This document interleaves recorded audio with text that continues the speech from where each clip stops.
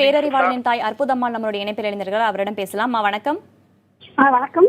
தமிழக அரசு உச்சநீதிமன்றத்துல சீராய்வு மனுவை தாக்கல் செஞ்சிருக்கு. ஏற்கனவே விடுதலை தொடர்பா பல போராட்டங்கள்ல பங்கெடுத்துக்கிட்ட நீங்க இதை எப்படி பாக்குறீங்க? மகிழ்ச்சியா இருக்குமா? ஏன்னா மத்திய அரசு இன்னும் பதில் சொல்லாத நிலையில்தான் இருக்கு.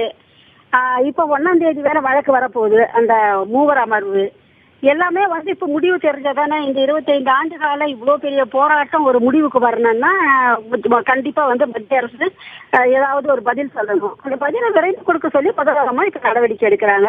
இவங்களுக்கு உண்மையிலேயே மகிழ்ச்சியா இருக்கு. ஏற்கனவே முதல்வரமா 7 விடுதலையில ரொம்ப முனைப்பா இருக்கிறாங்க. இவங்க 7 பேரை சீக்கிரம் விடுதலை ஆகணும்ன்றதுல அக்கறை எடுத்திருக்காங்க அப்படின்றதே எங்களுக்கு ஒரு பலன் தானேம்மா.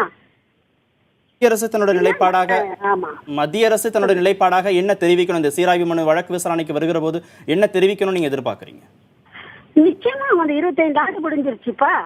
25 ஆண்டுக்கு அப்புறம் அவங்க நீதிக்கிறதுக்கு இப்பவே கால நீதிக்கே ரொம்ப அதிகம் தான். இது அவங்க எடுத்துக்கிட்டது இன்னும் விரைந்து செய்திருக்கணும்.